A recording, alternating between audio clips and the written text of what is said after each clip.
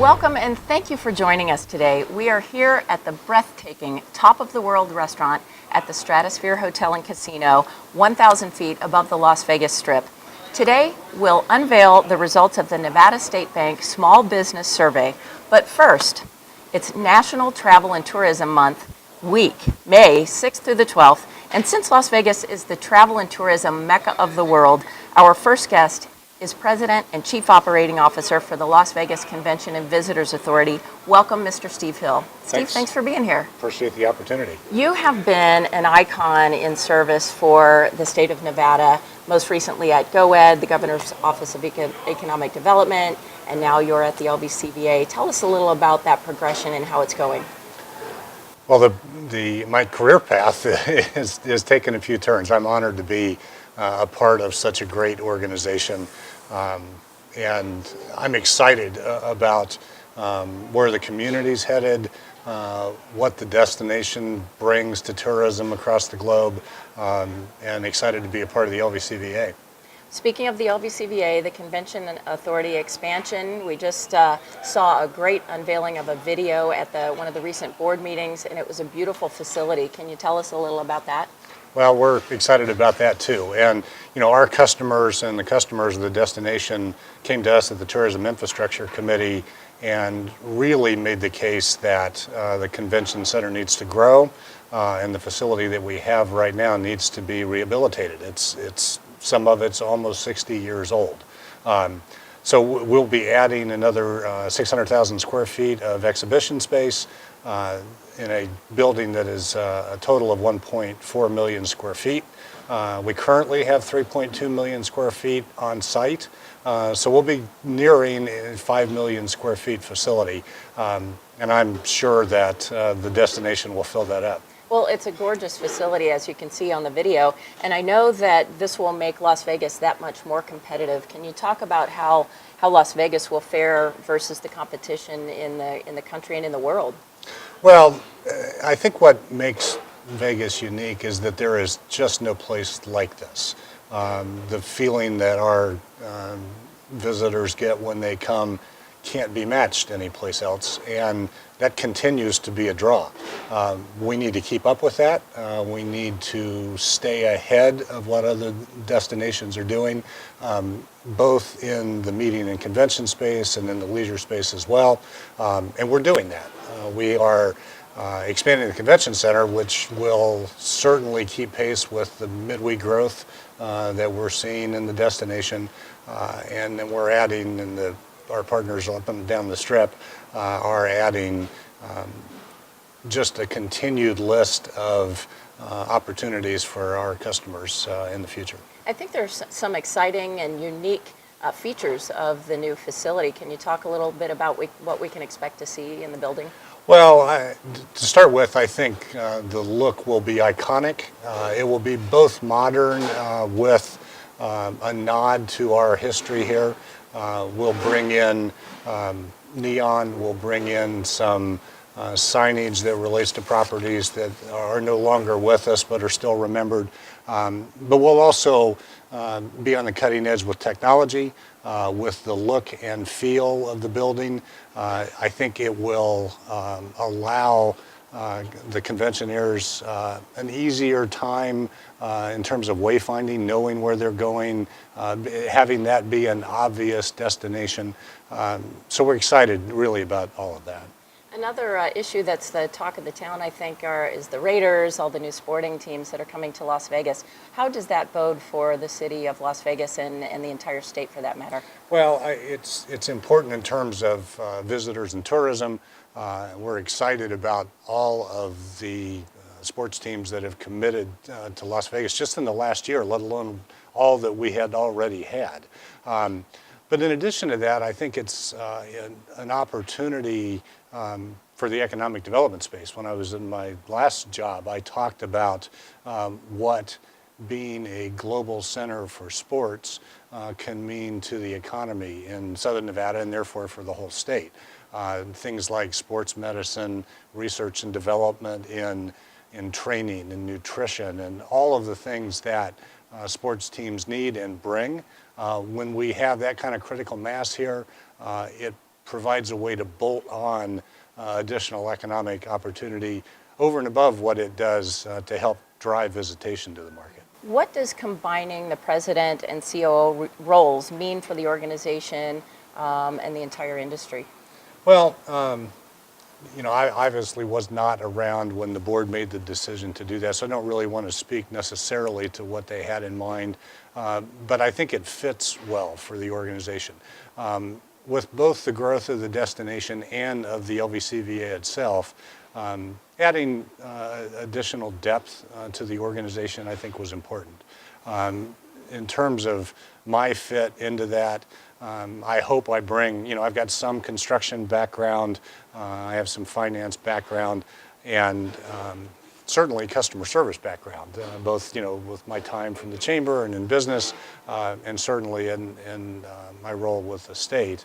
I hope I am able to bring that and help just strengthen what's already a great team there as the organization and the destination grow. Speaking of your time at the Chamber, you were a previous chairman, so we appreciate your service to businesses of Las Vegas. Tell us a little bit about that experience and how that has parlayed into what your current career path is. Well, being involved in the Chamber, and I was really involved for well over a decade, both in government affairs and with the membership and with the board, it brings really a set of experiences that if you're not involved with the Chamber, you don't have the opportunity to get. It provides experience and exposure to the entire business community in Southern Nevada. I was certainly involved in the policy issues that the Chamber really helped to spearhead. Those kind of opportunities don't come if you're not a part of the Chamber and really the influence that the Chamber has throughout the state. So that's helped me in virtually all the roles that I've had, whether that be in business or working with the state or now with the LVCVA. That's great. We appreciate your service again. The work that the LVCVA does is funded by tourism. I think there's a misunderstanding among some residents that the LVCVA is funded by local tax dollars. Can you clear that up for us and tell our viewers what the real story is? Well, the LVCVA really has two primary revenue streams. One is the business at the convention center itself, where our customers pay to rent the facility. But the primary source of revenue is the room tax, which is almost all paid by tourists that come to town. So it was the original purpose for the room tax to help the tourism industry grow, and I think it's been utilized really well to make that happen. Well, we're excited to have you at the LVCVA. I know as a board member, you're so well respected, and your service to the state of Nevada is unparalleled, and we appreciate you being here on the show today. Well, I appreciate the opportunity both to be at the LVCVA and here today. Great. Thank you, Steve Hill. We appreciate you joining us. Thanks, Mary Beth. All right, coming up next, some revealing results from the 2018 Nevada State Bank Small Business Survey. Find out what small businesses are saying is the single most important challenge facing them today. We'll be right back.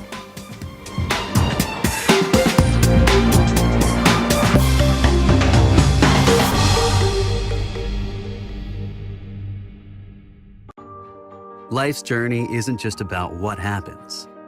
At Nevada State Bank, we believe it's about who it happens with. The people who are there for I Do and for Welcome Home.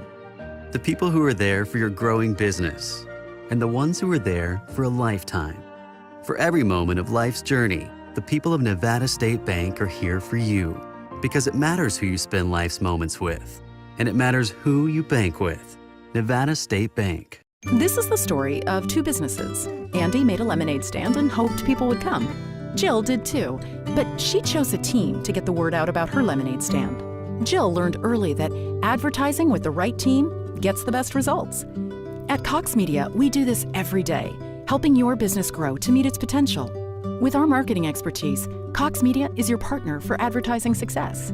Don't let your business get left behind. Let's grow your business together. Contact Cox Media today.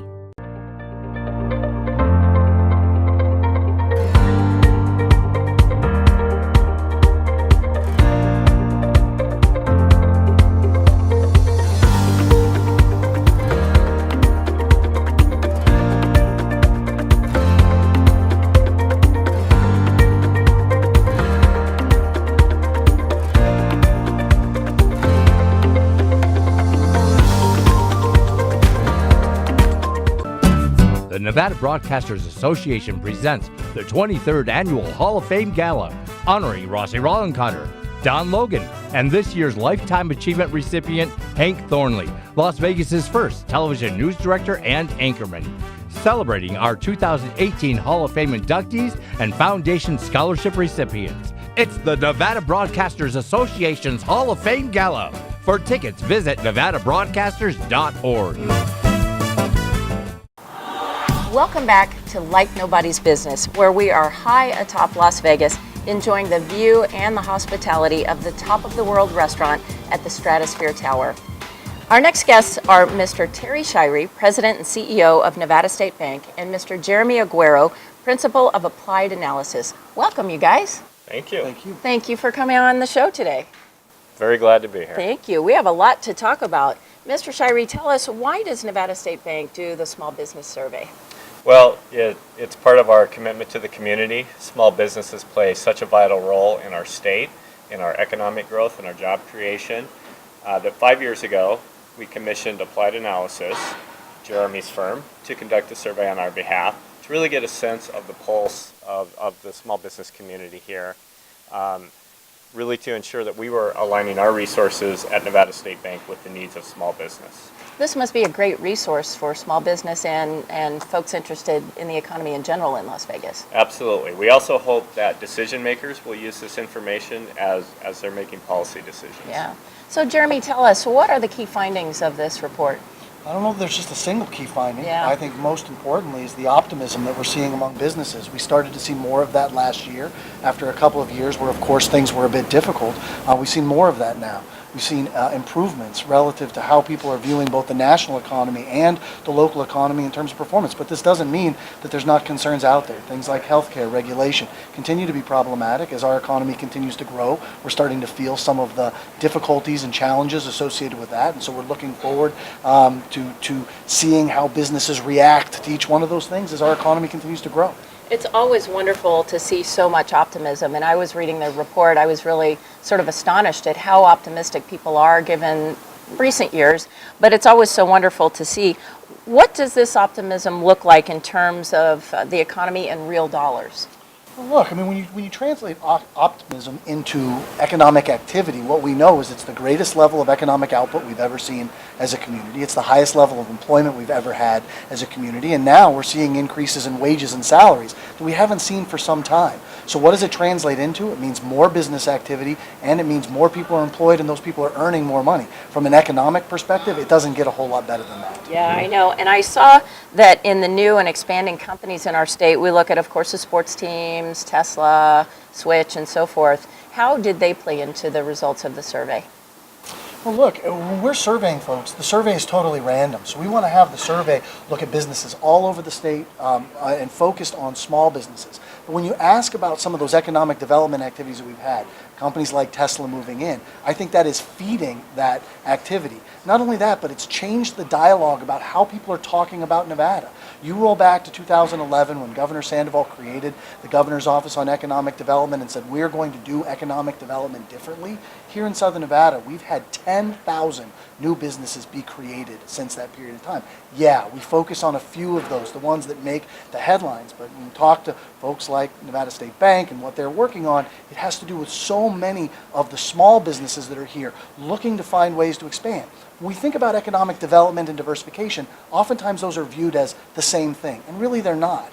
Economic development is largely about all of those businesses that are here and finding a way for them to be in a great place where they can grow. Well, Jeremy, you talk a lot about the small businesses and their role in this report. What were some of the challenges that small businesses identified in the report? Well, something we see every year is competition, attracting new customers, and something we need to keep a really close eye on is in second place was attracting and retaining quality employees. So as this economy continues to grow, as small businesses told us that they're going to be adding jobs this year, hiring additional employees, that is a headwind that we're facing, is this challenge in attracting and retaining quality employees.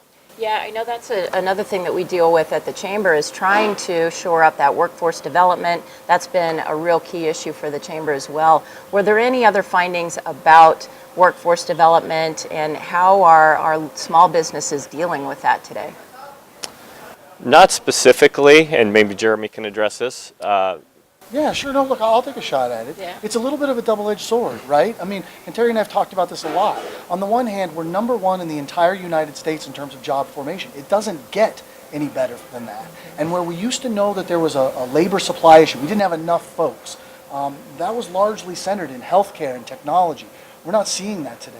Now what we're seeing is that there has been such robust growth in employment that it's every type of business. It's restaurants like the one we're sitting in today. It's trucking companies. It's retailers that are now having a bit of a difficult time finding those employees. It's a good problem to have, but I think Terry said it exactly right. It's one we better keep a very close eye on, because if we don't, it's going to start affecting businesses of all shapes and sizes throughout the state. I think one of the positive things that I saw that came out of the report is that over 95% of the companies are planning to maintain or increase the number of employees for 2018. That's got to be good news. It's absolutely good news. And, you know, we're seeing that health of the small business when we're looking at our own credit statistics, small business loan approvals. We're seeing these small businesses are investing in growth. We're seeing those approval rates went from coming out of the recession, we're at about 25%. Today they're over 60%. And again, these companies are investing in growth, which I think is a fantastic sign. And when you combine that with them adding employees in 2018 and the expectation they will continue to do so, I think that should make us all very optimistic. Yeah, I think so too. It's really good news all the way around. Were there any surprises in this report for either one of you? Jeremy? Look, I think the biggest surprise is how accurate the small businesses have been. And I think we've started to see that more so over the past, I don't know, 2 or 3 years. And in this case, look, you know, 3 economists can agree if 2 of them are dead relative to what's going to happen in the economy or whether there's going to be a recession. But if you ask consumers and you ask businesses, what are you thinking? What are you seeing? What are your customers saying to you? What are the challenges that you're facing? They are remarkably honest and straightforward with you. So I think the fact that they've been accurate in terms of what their game plan is, I think is incredibly important to us and frankly very good relative to the direction of our state's economy and the economy here in Southern Nevada. But the other side is, I think that we would be remiss if we did not listen to the challenges that are before them. Employment, healthcare costs, the cost of operation, what's going to happen with affordable housing. All of these things are going to matter to those individual businesses over the next couple of years. And if the community is not proactive relative to those things, it could become a bigger problem. And so I am always impressed and surprised about how accurate and forthright businesses are when we call up and ask them, hey, will you spend a little bit of time and tell us what's happening and what you expect for the coming year? Yeah, they're definitely a great barometer. Mm-hmm. I know, it's kind of like having your own personal crystal ball, I guess. Right. They're on the front line. Yeah. I guess one thing that caught my attention was the one thing that they were not concerned about was getting access to capital and financing. Terry, Right. Can you speak to that a little bit? Right. There's still some level of concern, but this is the highest rating we've seen, the most positive rating we've seen in the 5 years we've been doing the survey. And again, it's not a change in the way banks are looking at how they grant financing. It is more about the health of the small businesses. They're improving financial statements. The change from needing, frankly, some capital to investing in growth. That's the big change that we've seen, and I think those findings are reflected in the survey. Was there, last but not least, was there anything else that was particularly interesting about the small business findings in the report? I just want to comment on something that probably doesn't get talked about enough, and that's how generous small businesses are. 7 in 10 small businesses actually budget every year for charitable giving. Much more than that actually do engage in charitable giving or allowing employees time to volunteer. And with everything on a small business owner's plate, with all the expenses that they have to manage and focus on growing their business, I think that speaks very well to the character of our small business community. One thing I wanted to mention too is the Chamber's Washington, D.C. fly-in coming up July 15th through the 20th. Nevada State Bank is a proud sponsor. Can you tell us a little about that? Well, yeah, we are sponsoring the Nevada State Dinner, which is the kickoff of the event. It's an outstanding event, and I encourage Chamber members to explore that. Very highly consider attending. It's something that I did last year, met a lot of great business people in our community, really had a chance to connect with them, but more importantly, I was able to connect with our representatives in Washington, D.C., who are making so many decisions that impact us and how we do business here. Yeah. So I highly encourage participation. It's a great, great trip. Absolutely. Thank you so much. Terry Shirey, Nevada State Bank, Jeremy Aguero, Applied Analysis. We appreciate you being here today. Thank you, Mary Beth. Thank you so much. Up next, meet an award-winning local chamber member who reveals his recipe for success.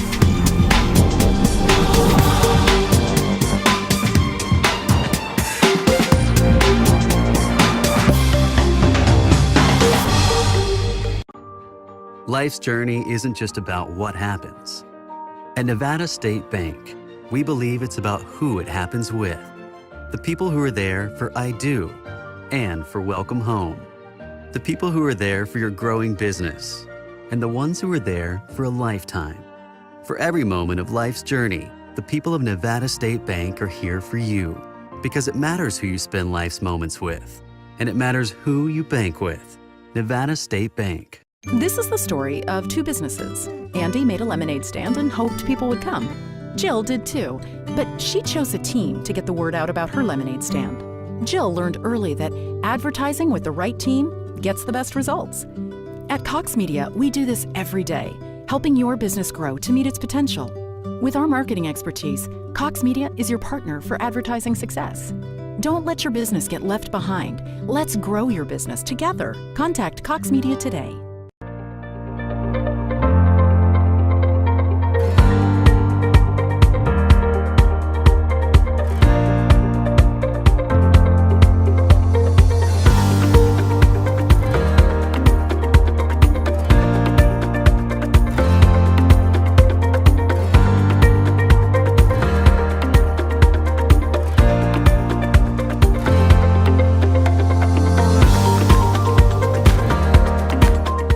I'm Jim Pisanelli, partner and co-founder of Pisanelli Vice, and I referred Todd Vice to City National Bank. Jim had a pre-existing relationship with the bank. When I began to discuss financial needs, principally in the sort of wealth management realm, Jim put me in contact with someone there that he already trusted. One of the wealth management executives came up from Los Angeles and put the package together for me, made recommendations, and we've been moving forward ever since then.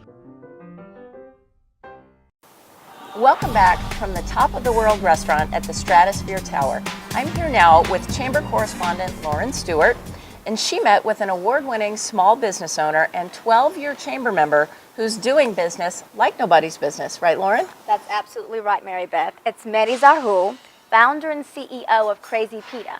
He is a successful, award-winning businessman, and he told me all about the secret sauce to his success. If your mouth is not watering by now, it will be by the end of this segment. Meet Mehdi Zarhloul, award-winning founder and CEO of Crazy Pita. With 3 locations around the valley, we find him behind the grill of his town square location.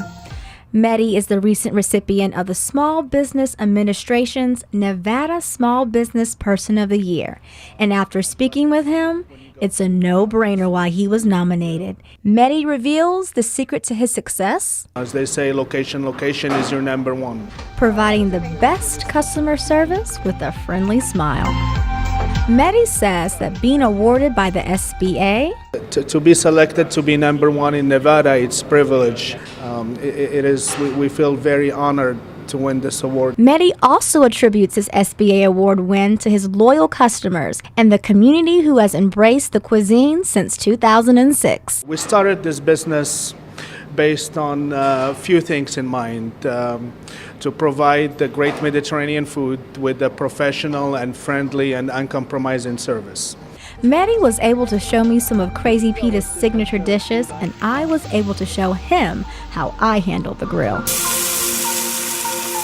The Mediterranean-inspired dishes are made from the freshest ingredients, such as couscous, hummus, feta cheese, and roasted bell peppers, and of course, the love of his Moroccan culture. Region all the way from Morocco to Israel or Lebanon that do the same food. but it's how is it served to you, how is it all prepared. It's about the freshness and the quality of food we serve, and with the smiles that delivers it to you, and the experience that you feel when you dine with us. After drooling over the sights and smells of these skewered creations, I was ready to sit down with Mehdi and try one of the signature dishes. There are 3 Crazy Pita locations here in Las Vegas. The district at Green Valley Ranch, downtown Summerlin, and right here at Town Square. Mehdi guarantees that you'll receive the best service and food at all 3 locations, like nobody's business. Let's eat.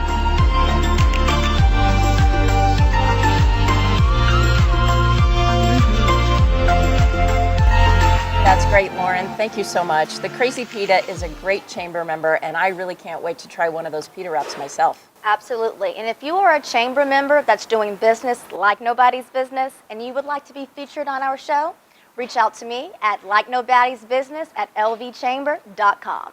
Okay, thanks so much, Lauren. I really appreciate that. Now, if you want to get connected, the Chamber is the place for you. Up next, find out where you can meet other successful business people and have fun doing it.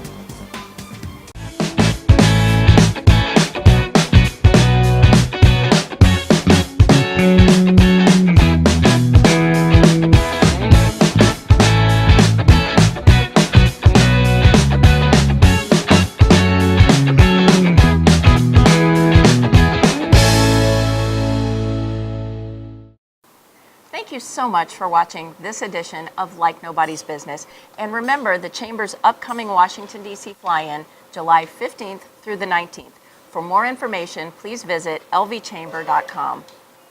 I'd like to make a very special thank you to our presenting sponsor, Nevada State Bank, and CEO, Mr. Terry Shirey, along with Steve Hill at the Las Vegas Convention and Visitors Authority, and Jeremy Aguero at Applied Analysis. And last but not least, a very special thank you to our gracious hosts here at the Stratosphere Hotel and Casino and the Top of the World Restaurant.